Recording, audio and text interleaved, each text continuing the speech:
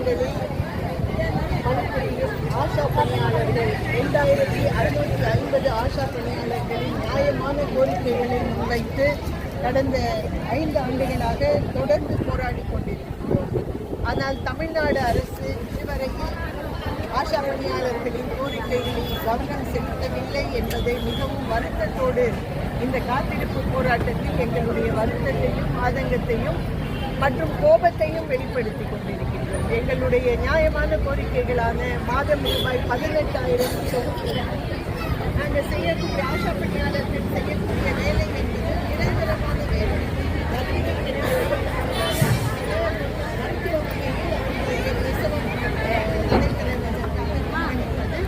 மற்றும் குழந்தைகள் 5 வயது வரையில் குழந்தைகளுக்கான தடுப்பூசி அந்த வேலைகளை எல்லாம் நேஷனல் ஹெல்த் மிஷனுடைய திட்டங்களை அமல்படுத்துவது மற்றும் தமிழ்நாடு அரசின் சுகாதார திட்டங்களையும் கிராமப்புறங்களில் அமல்படுத்தக்கூடிய வேலையை செய்து கொண்டிருக்கிறார்கள் ஆஷா பணியாளர்கள். 24 மணி நேரமும் எந்த ஓய்வும் இல்லாமல் எந்த விடுமுறையும் இல்லாமல் விடுமுறை நாட்களிலும் கூட கிராமப்புற மக்கள் மத்தியில் வேலை செய்து கொண்டிருக்கக்கூடிய ஆஷா பணியாளர்களுக்கு சம்பளம் என்பது இல்லை. இவர்கள் தொழிலாளர்கள் என்ற அடையாளம் கூட இவர்களுக்கு கிடையாது. இவர்களை ஆர்வலர்கள் தன்னார்வலர்கள் என்ற பெயர் சூட்டி மத்திய அரசு வாலண்டியர்ஸ் என்று சொல்கிறது, ஆக்டிவிஸ்ட் என்று சொல்கிறது. பெர்ஃபார்மன்ஸ் லிங்க்டு இன்சென்டிவ்ஸ் அப்படின்னு, அதாவது ஊக்கத்தொகை மட்டுமே, ஒவ்வொரு வேலையும் செஞ்சால் அதற்கான ஊக்கத்தொகை என்பது மட்டுமே இவர்களுக்கு கிடைக்கிறது. நம்முடைய கோரிக்கைகள் என்ன அப்படின்னா, நிரந்தரமான வேலை செய்யக்கூடிய ஆஷா பணியாளர்கள் நிரந்தர தொழிலாளர்கள் என்ற அடையாளம் கிடைக்கப்பெற்று அவர்களுக்கான குறைந்தபட்ச ஊதியம், பிஏ, பிஎஃப், இஎஸ்ஐ, போனஸ் என்ற அனைத்து சலுகைகளும் வழங்க வேண்டும் என்பதை தொடர்ந்து நாம் போராடி கேட்டுக்கொண்டிருக்கிறோம்.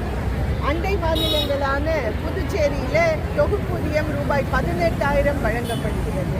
தெலுங்கானா, ஆந்திர பிரதேசம், கர்நாடகா, கேரளா போன்ற மாநிலங்களில் 13,000 ரூபாய் ஆஷா பணியாளர்களுக்கு தொகுப்பூதியம் வழங்கப்படுகிறது. ஆனால் தமிழ்நாட்டில் மட்டும் வெறும் 5,600 ரூபாய் மட்டுமே தொகுப்பூதியம் NHM மூலமாக வழங்கப்பட்டு கொண்டிருக்கிறது.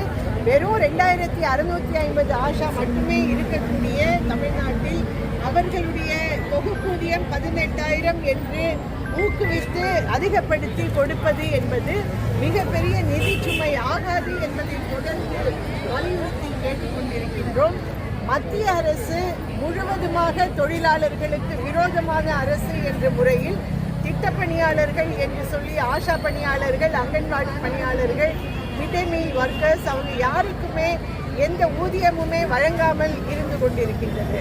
ஏஐடியூசியின் மூலமாக மத்திய அரசையும் வலியுறுத்தி பல போராட்டங்களை செயல்படுத்தி கொண்டிருக்கின்றோம்.